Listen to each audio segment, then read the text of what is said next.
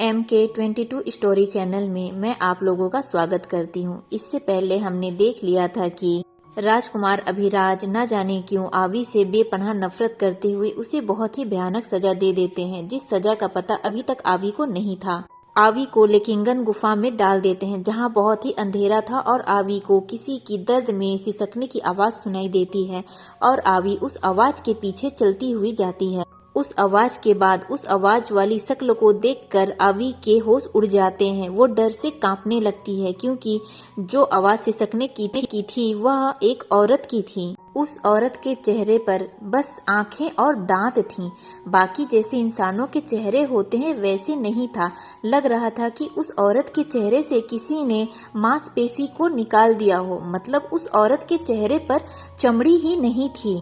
उस औरत का चेहरा इतना भयानक दिख रहा था मानो कोई जिंदा भूत सामने खड़ा हो गया हो। चेहरे से खून जमे हुए दिख रहे थे और उनमें कीड़े लगे हुए भी दिख रहे थे। वो चेहरा इतना डरावना था कि आवी देखते ही नीचे गिर सी जाती है। आवी खुद को समझाती है कि ये कोई हकीकत नहीं, ये मेरा सपना है, ऐसा हो नहीं सकता, ये सब एक डरावना सपना है, ये सब झूठ है। आवी अपनी आंखें और कान बंद कर लेती है। तब भी आवी को जोर जोर से सुनाई देता है कि मेरी मदद करो, मेरी मदद करो। आवी डर से चिल्लाती है कि मुझे बाहर निकालो, मुझे बाहर निकालो, मुझे मार दो पर यहाँ मुझे मत छोड़ो, कोई है, मेरी आवाज सुनो, मुझे बाहर निकालो। पर आवी की पुकार कोई नहीं सुनता है। फिर वह औरत धीरे से आवी के पास जाके कहती है, मेरी मदद करो, मेरी मदद करो। तब आवी हिम्मत करके अपनी आंखें खोलती है और कहती है कि कौन हो तुम। तब वह औरत लड़खड़ाते हुए आवाज में कहती है कि मैं यहाँ की रानी हूँ। तब आवी पूछती है कि क्या तुम जिंदा हो? तुम ऐसे कैसे दिख रही हो? क्या तुम सच में हो या तुम मेरे बस दिमाग की एक वहम हो? तुम हो कौन? मुझे सब बता। तब वह रानी बताती है कि इस राज्य की एक बहुत ही बुरी प्रथा है जिसमें राजा 30 साल में अपने सभी बच्चों को 5 साल के बच्चों से लेकर 30 साल तक के सभी युवाओं को आपस में लड़वाता है, बेरहमी से उनको मरवाता है। उसमें से जो 2 जिंदा बचते हैं उन्हें बाद में फिर से आपस में लड़वाया जाता है। जो ज्यादा ताकतवर होता है, जो जीतता है, वह यहाँ का राजा बनता है और उसका अन्य भाई यहाँ का सेनापति बनता है। इस राज्य में कोई किसी पर रहम नहीं करता। खुद के छोटे 5 साल तक के बच्चे को भी अपने ही भाइयों को राजकुमार मार डालते हैं राजा बनने के लिए। उसी लड़ाई में रानी के बेटे को मार दिया गया था। रानी को पता था कि उसके साथ कुछ ऐसा ही होने वाला है, इसलिए वह अपने बच्चे को लेकर यहाँ से भाग जाना चाहती थी।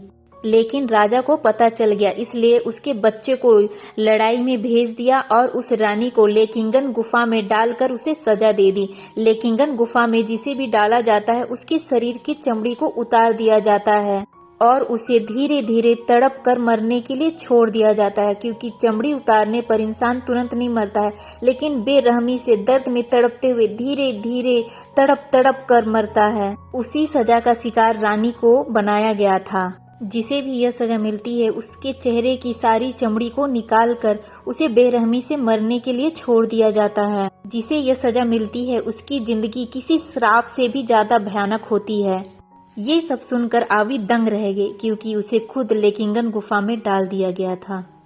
तब रानी कहती है कि मेरी मदद करो, मेरी मदद करो, ये दर्द बहुत ही असहनीय है, इससे अच्छा होता मुझे मार दिया जाता, मुझे। आवी पूछती है कि मैं क्या करूं जिससे तुम्हें मदद मिले? मुझे नहीं पता, मैं कैसे तुम्हारी मदद करूं? तब रानी कहती है कि मेरी मदद तुम मुझे मौत देके कर सकती हो। मैंने कई बार मरने की कोशिश की लेकिन मुझसे नहीं हो पा रहा है। यहाँ कोई हथियार भी नहीं जिससे मैं खुद की जान ले सकूं। तुम कुछ तो करो, मुझे कोई आसान मौत दे दो। एक रानी भीख मांगती है तुमसे। तब आवी कुछ समय तक कुछ सोचती है और पास में पड़े एक पत्थर पर धार लगाती है। आवी एक बार रानी से पूछती है, क्या इसके अलावा कोई भी ऐसा रास्ता है जिससे मैं तुम्हारी मदद कर सकूं? तब रानी जवाब देती है, यदि तुम मेरी मदद करना ही चाहती हो तो मुझे मार दो, भीख है मेरी, भीख दे दो, मुझे मौत दे दो। आवी रानी को गले से लगाती है और धीरे से उसके गले के पास की नस को काट देती है। आवी देखती है कि रानी की चमड़ी इतनी बारीकी से निकाली गई थी कि ज्यादातर नसें उनकी कटी ही नहीं थीं। शायद राजा चाहते हो कि रानी बहुत ज्यादा दर्द में तड़पती रहे और बहुत दर्द को महसूस करे। गर्दन की नस कटते ही रानी मुस्कुराकर धीरे धीरे मर जाती है। आवी मसाल लेकर गुफा के चारों तरफ देखती है, जहां पर लिखा था असहनीय, बहुत दर्दनाक, मौत से भी बदतर। हर मरने वाले ने उन दीवारों पर अपने खून से अपने आखिरी समय। आवी ये सब पढ़कर बहुत ज्यादा घबरा जाती है। वो सोचती है ऐसी सजा कोई कैसे दे सकता है। उस रानी के दर्द का कोई हिसाब नहीं होगा जब उसके चेहरे से उसकी चमड़ी निकाली जा रही होगी, वो भी बिना बेहोश किए, जिंदा। ऐसी सजा से तो मौत ही अच्छी है।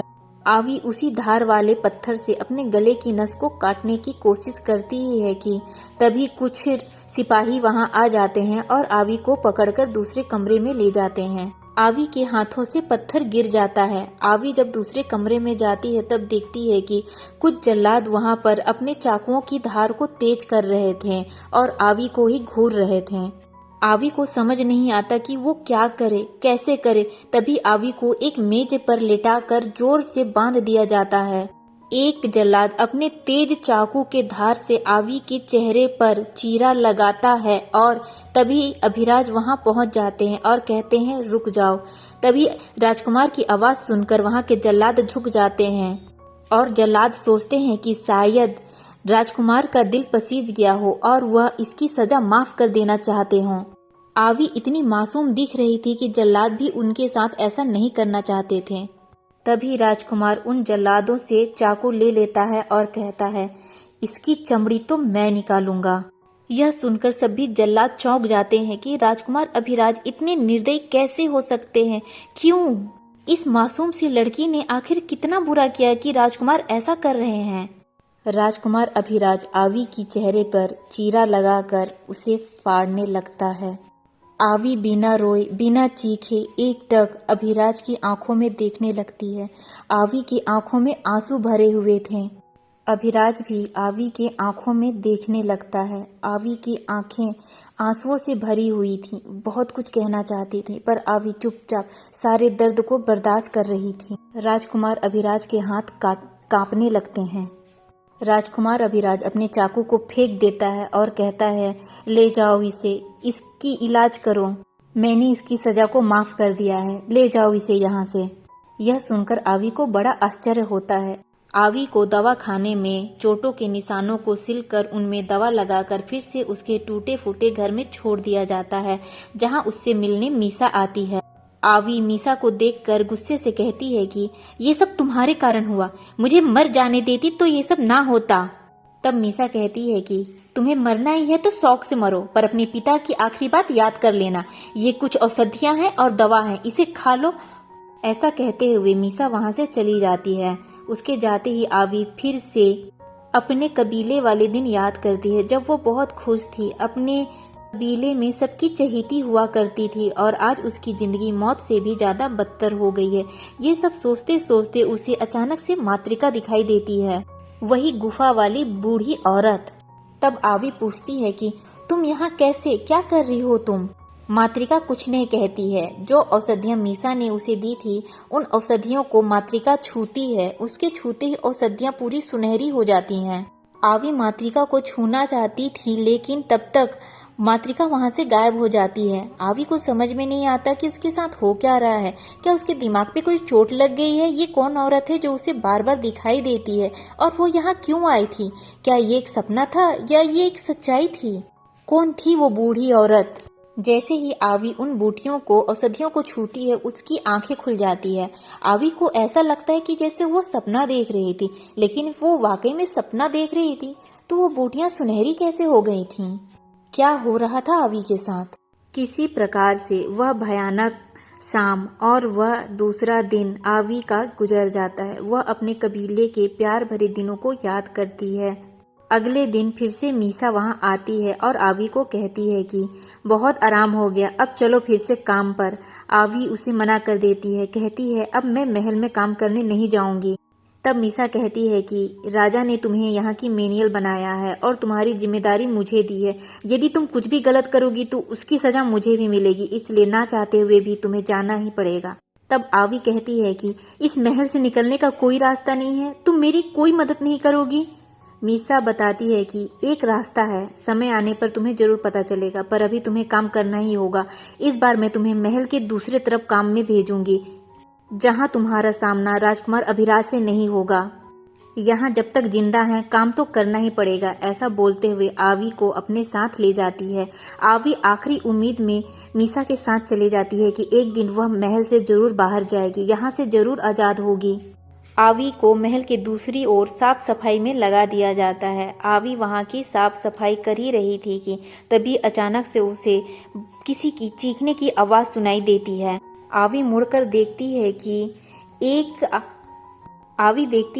एक इंसान एक सिपाही के एक हाथ को बेरहमी से काट देता है। फर्श पर सिर्फ खून ही खून गिरा हुआ था। वह इंसान हाथ में तलवार लेकर उस सिपाही को लात मार रहा था, मानो उसकी हाथ काटने के बाद भी उसे तसल्ली ना मिली हो। आवी उसे घूरे जा रही। तब वह इंसान आवी के पास पहुंचता है और पूछता है, क्या तुम्हें पता है तुम किसे इस तरह से घूर रही हो? आवी जवाब देती है, नहीं, मुझे नहीं पता कि ये तुम कौन हो, पर यह पता है कि तुम बहुत ही निर्दयी राक्षस हो। ऐसा सुनकर कुछ सैनिक आवी के पैरों पर वार करते हैं और उसे झुका देते हैं और कहते हैं कि माफी मांगो। अब यह इंसान तब सिपाही आवी को बताते हैं कि यह यहाँ के होने वाले राजा राजकुमार सयंक हैं। आवी को तब याद आने लगता है कि जिस दिन वह कबीलों वाले के साथ यहाँ पहुंची थी, अभिराज के साथ एक और इंसान जिंदा बचा था, जिसका चेहरा वह ठीक से नहीं देख पाई थी। आज उसे पता चल गया कि वह निर्दयी राजकुमार सयंक ही है। आवी अभी भी राजकुमार सयंक को घूरे जा रही थी। राजकुमार सयंक आवी का चेहरा देखता है। चेहरे पे बहुत सारे चीरे लगे हुए थे, बहुत सारी चोटें थीं। राजकुमार सयंक आवी को कहता है कि अपनी भयानक नजरें नीचे रखो, मैं अपनी तलवार फिर से गंदी नहीं करना चाहता। सयंक सैनिकों से कहता है कि ले जाओ इसे यहाँ काम पर किसने रखा है? इसे किसी कोने में फेंक दो। मैं अपने आसपास किसी भी भद्दी चीज को भटकता हुआ नहीं देखना चाहता। वह सिपाही आवी को ले जाते हैं और महल की बाड़ी में ढकेल देते हैं। धक्का खाते हुए आवी किसी से टकरा जाती है। आवी अपना सिर उठाकर देखती है तो वह इंसान राजकुमार अभिराज था, जिससे आवी टकरा गई थी। आवी इस बार राजकुमार अभिराज को देखकर थोड़ा डर जाती है और पीछे हट जाती है। राजकुमार अभिराज आवी के तरफ देखता है और उसकी चेहरों पे लगे चीरों को देखता है। राजकुमार अभिराज धीरे से आवी के चेहरे पे लगे चोटों को छूता है। आवी गुस्से भरी निगाहों से अभिराज की तरफ देखने लगती है, लेकिन अपने चेहरे को छूता देख आवी अभिराज के हाथों को दूर कर देती है। अभिराज आवी को छोड़कर उस सिपाही के पास जाता है जिसने आवी को ढकेला था। अभिराज उस सिपाही के हथेली को काट देता है और कहता है कि दूर रहना इससे। ऐसा कहते हुए अभिराज वहां से चला जाता है। यह सब देखकर आवी हैरान रह जाती है कि एक ही दिन में राजकुमार अभिराज को क्या हुआ, उससे हमदर्दी कैसे होने लगी। आज मुझे बिना सजा दिए हुए राजकुमार कैसे चले गए? ये कैसा राज्य है जहाँ इंसानों को इंसान नहीं जानवर समझा जाता है। इंसानों को तो छोड़ो, यहाँ के तो छोटे छोटे बच्चे राजकुमारों को ही उनके अपने ही रिश्तेदार बेरहमी से मार देते हैं। कोई भी किसी के हाथ को पैर को काट कर छोड़ देता है मरने के लिए। ऐसा कोई कैसे कर सकता है? अब कौन सी मोड़ लेगी आवी की जिंदगी? एक तरफ राजकुमार अभिराज का गुस्सा कम न था कि दूसरी तरफ राजकुमार सयंक भी पहुंच गए। दोनों राजकुमार अलग अलग अपने क्षेत्रों में अपने युद्ध का अभ्यास करते थे। दोनों ही राजकुमार बहुत ही खतरनाक हैं। अब आवी का क्या होगा? आवी ने तो दोनों से ही दुश्मनी ले ली है। अब कैसे अच्छी होगी आवी की जिंदगी? क्या आवी कभी इस महल से निकल पाएगी या इसी महल में कोई अच्छा मुकाम बना पाएगी? कैसी होगी आवी की जिंदगी? देखने के लिए जरूर देखें अगला भाग। यदि आपको स्टोरी